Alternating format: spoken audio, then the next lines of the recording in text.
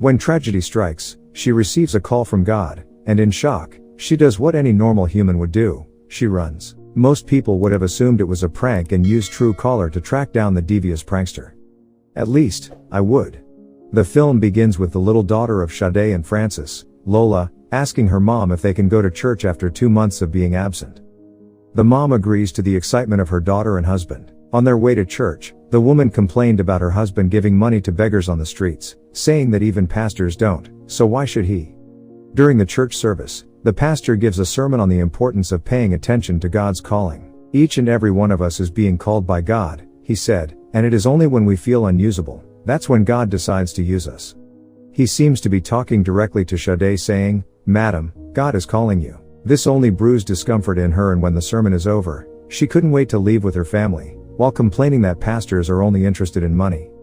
Sade portrays a woman who has lost faith in God. The cause of this is unknown, but one factor could be her billionaire and retired military father, who long ago lost faith in God after what he experienced in a war that cost him one of his legs. He then went on to create an empire with Francis working for him in an executive position, and he isn't particularly pleased that Francis is married to his daughter. While her mother, who owes everything to God, is homely and accommodating to Francis. Francis, on the other hand, has refused to visit or introduce his daughter to his parents since his marriage to Sade. With his father being mostly angry that he has chosen Sade's family over his own, which has caused the father and son to stop talking to one another. Later, while on a girls' night out with her friends, Sade leaves for the restroom, as it appears she struggles with drug addiction in addition to her faith issues. Her reliance on drugs to alleviate her pain has worsened since she learned she wouldn't be able to have any more children. After using the restroom, she rejoins her friends.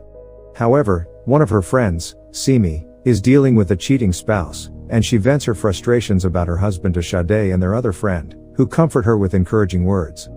When she gets home, she watches as her daughter is talked in by Francis and prays for her grandfather's leg to heal. The following morning, after saying goodbye to his wife and child, Francis departs for work, leaving Sade to take care of their daughter since they don't believe in hiring a nanny. She uses Francis' absence to feed her addiction, but her daughter, who is curious about the substance she was about to snort, catches her. She immediately yells at the little girl and sends her to her room. As she was about leaving, the girl tells her, "Mommy, I love you." She leaves without any response. In the meantime, Francis' secretary, Asa, who is up for a promotion, tries to flirt and seduce him at work in an effort to sleep her way to the top, but he casually reprimands her.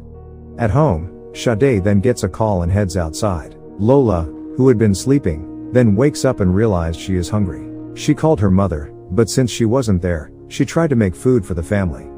She turned on several gas burners, but when she lit a match, the house exploded, killing her instantly. The emptiness and pain of losing an only child can be felt by all family members, especially Sade, who blames herself and falls into a new depression, causing her to see and hear things that are not there. During the burial, she has one of her episodes in which she attacks and accuses the pastor who was trying to comfort her of demanding money. The pastor only repeats his words from his sermon, that God is calling her. She is held by her husband and then taken outside to cool off. Coincidentally, her phone begins to ring, and it's God calling, but she is engrossed in her tears and doesn't see the caller ID, so when it rings again, she tosses the phone away, smashing it in the process, but it doesn't stop ringing, and this time she approaches it and sees the caller ID. Scared, she immediately runs back into the church to get Francis. Outside, he couldn't find the phone ringing or broken as she claims. All he learns is that she is back on drugs, while the mourners are sympathetic to her because they believe her grief has driven her insane. At home, he discovers she has been using drugs for months, and he refuses to participate in her rehabilitation, as well as to believe she received a phone call from God. Seeing how he has lost his only friend, his daughter, and is slowly losing his wife to insanity. To cope with his grief, he seeks casual friendship with Asa. 3 weeks later, and Sade is still struggling to come to terms with Lola's death, so she questions her mother about her faith in God. Her mother assures her that God has a plan and that Lola's death was the devil's doing. But she refused to believe and denounced her faith in God. Her mother quickly reprimanded her and tells her the answers she seeks are in God, whether she wants to believe or not. However, what Sade believes is what is readily in front of her, because later, she hears Lola calling and she follows her into a door that led her to an alternate dimension, where she sees Lola running and chases after her. However, this is all in her mind. In reality, she is in the middle of the road and nearly gets run over, while still calling out for her dead daughter. After being returned home and given sedatives, a doctor assures Frances that she will be fine and that her hallucinations will fade with time. But her worsening condition can only make him worry more, and when he tries to clear his mind by playing his guitar at the beach, it only brings back memories of his once happy family, and when Lola asked him to play for her. He threw the guitar into the ocean when he couldn't bear the pain any longer. So, he takes into drinking even in his office. He wonders why it's only his wife who could see their dead daughter, when he loved her as much as she did. He reveals to his secretary how he feels like he has lost himself since marrying his wife, and how she has made all the decisions, including picking of his daughter's name, and the job of working for her father while all he wanted to do was play the guitar. She gives him some advice he probably would need later, before making another move on him. Even when intoxicated, he rejects her again.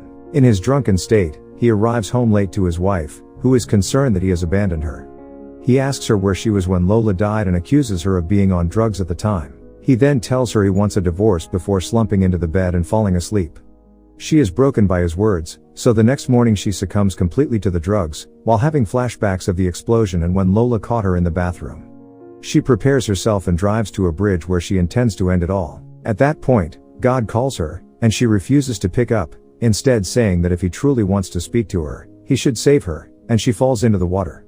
An angel who has been sitting on a boat and watching her fall in, reaches for her. When she awakens, she sees herself on a boat and realized God actually saved her. Her phone rings and she picks it this time. Meanwhile, at home, the rest of the family and the pastor are worried sick and believe the worst has happened. Before she appears, she seeks a private audience with Frances. Frances apologized for the previous night before she began speaking, and they agreed divorce is not an option. She then revealed to him that she spoke with God, and went on to describe how calm and gentle he was, and how he wanted her to go east. Frances, fed up with her claims, doesn't believe her. He went on to compare her to being Abraham now, while some weeks ago she didn't want to have anything to do with God. She narrates her suicide and how God brought her back to life. He makes mockery of the resurrections in the Bible, then tells her, if God brings back their daughter, he will follow her anywhere God wanted. Following her husband's refusal, she seeks to understand the meaning of the message, "Go east," she received from God. That led her to the pastor, who makes a joke about her attacking him again. He tells her all she has to do is obey, and hands her a Bible to serve as a manual, because someone in the Bible has already been where she is. And with that, she starts her mission, praying for the first time in a while and strengthening her relationship with God. Although Frances continues to reject her, she still remembers him in her prayers. Despite the fact that everyone is doubtful of her, she still receives encouragement from Simi, who later revealed to her that she has decided to leave her cheating husband. She tells Simi to give her time to consult with God, and she promised to respond by 9 p.m. the following day. Meanwhile, Grandpa and Frances have devised a perfect plan to give Sade purpose again, as they previously planned to build a church complex, which they could now build and have her run. Then, Sade goes to Simi's husband in his office in an attempt to persuade him to stop cheating on his wife. He waves her off and remarks on how ironic it is that a drug addict is giving him advice. She explains that the message wasn't from her but from God, and that until he is faithful to his marriage he won't see any other woman but his wife. Almost immediately, Sade appeared blurry to him. In his paranoia, he calls for his secretary but is unable to see her also, until he sets his eyes on the pictures of his wife on the table. His sight returns but all other women appear blurry. She then goes to the cemetery, but she can't bear looking at her daughter's grave, so she sobs and begs God for help. She then has a vision in which she sees the lost souls in hell, and she collapses and has to be taken to the hospital, where her temperature is recorded as the second highest ever recorded, so she is isolated as a precautionary measure, and we learn she is 5 weeks pregnant, and it is a miracle the baby survived. Francis, who had no idea she was pregnant, is perplexed by the events as he rediscovers his faith in God. Meanwhile, Simi's husband, who has also seen the light, asks to be forgiven and for her to give their marriage another chance. She receives a notification on her phone at exactly 9 p.m., indicating that God intervened. Sade revealed her vision to Francis after being discharged from the hospital, and how God wanted her to answer his request. If not, many more souls were going to get lost in hell. He asked if she saw their daughter, and she said no. He apologized for not believing her earlier and agreed to be a part of her mission. Some time later, he receives the plans for the church complex, and with his newly discovered faith and belief in his wife, returns them to Sade's father, declaring his belief in his wife and his commitment to her mission. This irritates him, so he travels with his military convoy to the east, where Francis's parents live, in an attempt to persuade them to talk to Francis because he still listens to them. However, Francis's father refused, accusing him of adopting his son and forcing him to disregard his family and cultural traditions. They asked him to leave after a disagreement, but he has made it his mission to return them to Lagos with him. He dismissed his subordinates, telling them to find a hotel in the area, and when he noticed the personnel wearing a crucifix necklace, he snatched it from him in annoyance, because it violated the army's dress code. However, we know that this was simply his open hatred for God. Additionally, he had hoped to stay with the parents of Francis to wear them down, but they turned him down. As a result, he made the decision to make camp outside of their home. Francis' father mockingly promises to go with him if he spends 3 nights there. Sade's father awoke the next morning to find the angel next to him, unaware that he is an angel.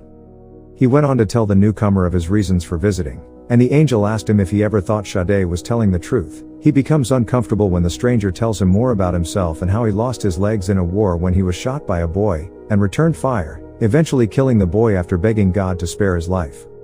He went on to tell him that the purpose of the wealth he had amassed over the years was to help Sade set out on her ministerial journey, and he proceeded to grant his late granddaughter's last wish before she died, which was restoring his leg. The angel took his walking stick, and he stood up and chased after him, later realizing that his legs had been restored. Next, the angel disguised as a delivery man now brings Francis's guitar, which he had broken and thrown in the river. Francis joyfully went upstairs to show Sade this, but was startled to see her holding the tiny jar of drug. She couldn't understand how she still had it because she thought she had disposed of all that was left, but this is a ploy to tempt her, so she flushed it down the toilet. Almost immediately, Sade's mother entered and informed the couple that they had some visitors waiting for them downstairs, who were revealed to be Francis' parents and his kingsmen, which made the couple very excited, and the father and son duo hugged it out, as there was nothing else to say. Francis's mother introduces Sade to all of their relatives, and when she inquires as to how they all got there, she learns that her father orchestrated the entire thing. He apologizes for never believing her, and it appears that he will keep the crucifix necklace he obtained from his subordinate. Friends and family pray for the couple as they prepare to embark on their ministerial journey to the east, and the fathers get to bury their hatchet as they shake hands. Before they drove away, Sade held Francis and told him that God wanted to show them something.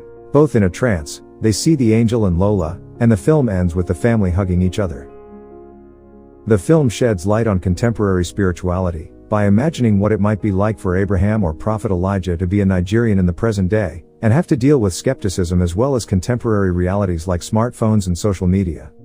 Through Sade's journey, others around her come to understand their own faith, as they encounter some of the cornerstones of the Christian faith in contemporary times. The central themes of the film revolve around the power of positive friendship, the negative effects of drugs, and the agony of losing a loved one and the fact that God can use anyone. If you liked the video, please like and subscribe to help the channel out. Drop a comment telling us what you think, with a recommendation of what you would like to see next.